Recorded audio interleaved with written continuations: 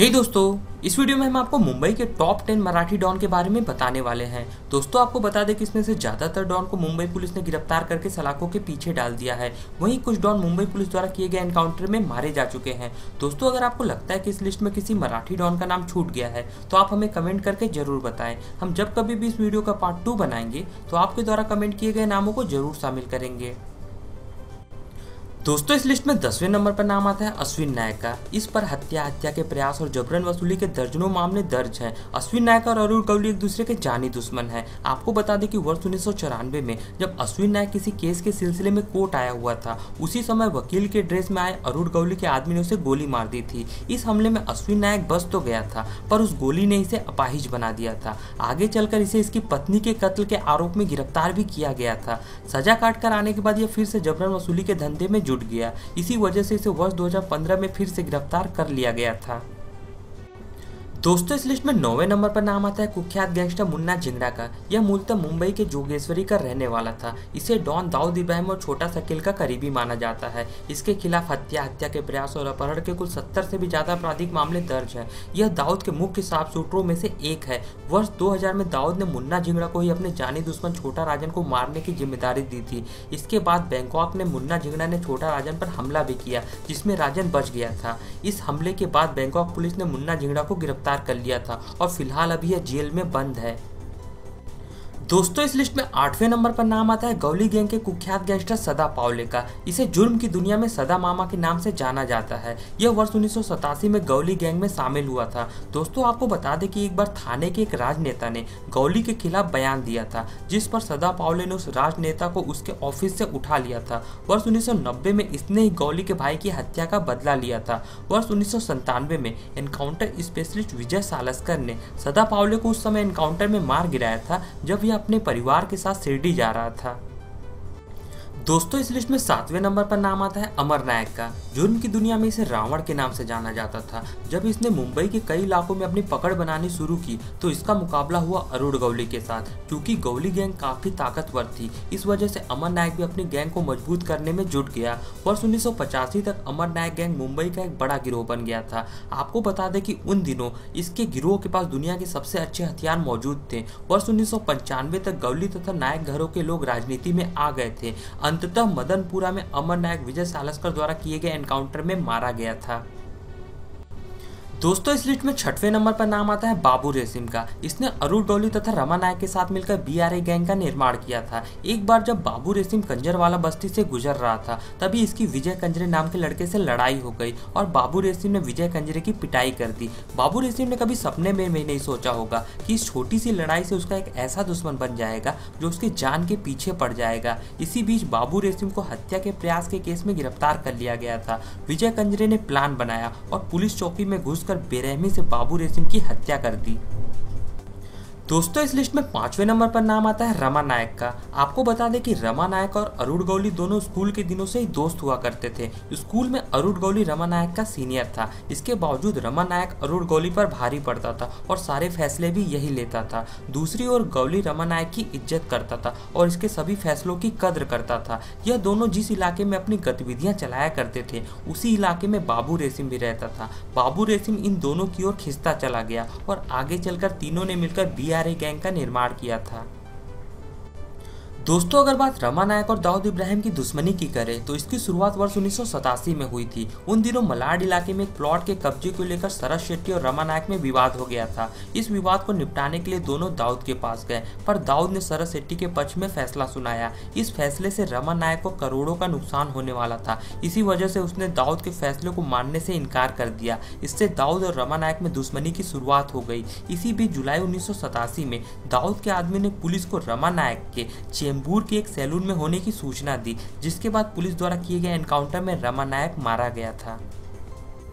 दोस्तों, इस लिस्ट में 4थे नंबर पर नाम आता है छोटा राजन का। इसका जन्म वर्ष 1968 में मुंबई की चेंबूर की तिलक नगर बस्ती में हुआ था। शुरुआती दिनों में छोटा राजन और दाऊद दोस्त हुआ करते थे और दोनों साथ मिलकर मुंबई में हत्या, वसूली और तस्करी की वारदातों को अंजाम दिया करते थे। इसके बाद वर्ष 1988 में यह दुबई चला गया। इसके बाद राजन और दाऊद मिलकर भारत ही नहीं बल्कि पूरी दुनिया में जुर्म की वारदातों को अंजाम देने लगे। लेकिन वर्ष 1993 में मुंबई ब्लास्ट के बाद जब राजन को पता चला कि इसमें दाऊद का हाथ है, तो दोनों अलग हो गए और दोनों दोनों एक दूसरे के जानी दुश्मन बन गए।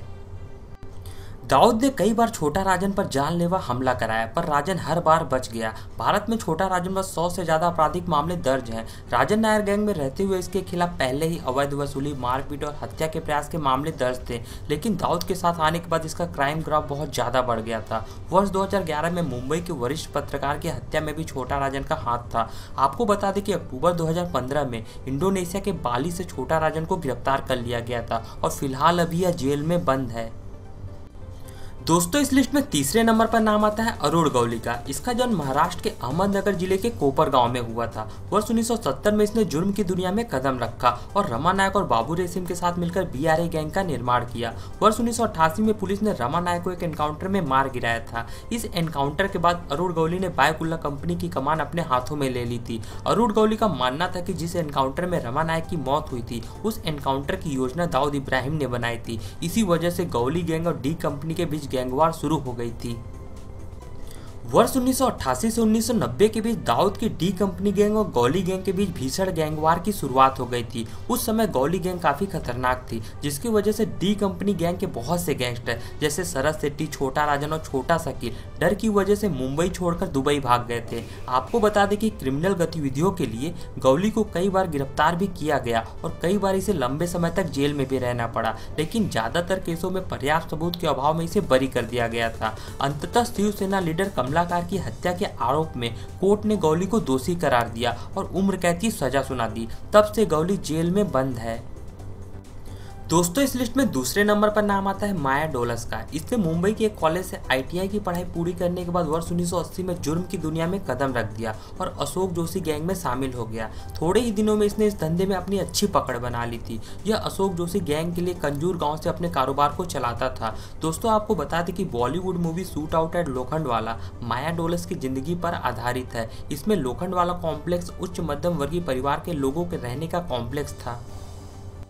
वर्ष 1991 में माया डोलस अपने साथियों के साथ उसी कॉम्प्लेक्स में मीटिंग के लिए जमा हुआ था। इसकी खबर मुंबई पुलिस को लग गई और पुलिस ने कॉम्प्लेक्स को चारों तरफ से घेर लिया। उस समय पुलिस टीम का नेतृत्व आफ्ताब अहमद खान कर रहे थे। दोस्तों, ऐसा माना जाता है कि दाऊद ने ही माया और उसके साथियों को मारने की टिप पुलिस को दी थी।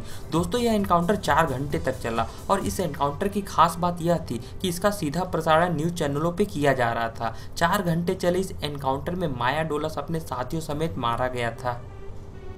दोस्तों, इस लिस्ट में पहले नंबर पर नाम आता है मन्या सुर्वे का। इसने मुंबई के कीर्ति कॉलेज से ग्रेजुएशन किया था और जब इसने अपराध की दुनिया में कदम रखा तो इसने अपने साथ पड़े कुछ दोस्तों को भी अपने गैंग में शामिल कर लिया। मन्या को अपराध की दुनिया में उसके सौतेले भाई भार्गव दादा ने लाया था। उस समय भार्गव दादा की उस इलाके में काफी दहशत थी। मन्या सुर्वे ने भार्गव दादा के साथ मिलकर वर्ष 1969 में किसी दानदेकर का मर्डर कर दिया था। इस कत्ल के आरोप में मन्या सुर्वे को गिरफ्तार कर लिया गया और इसी केस में उसे आजीवन कारावास की सजा हुई थी।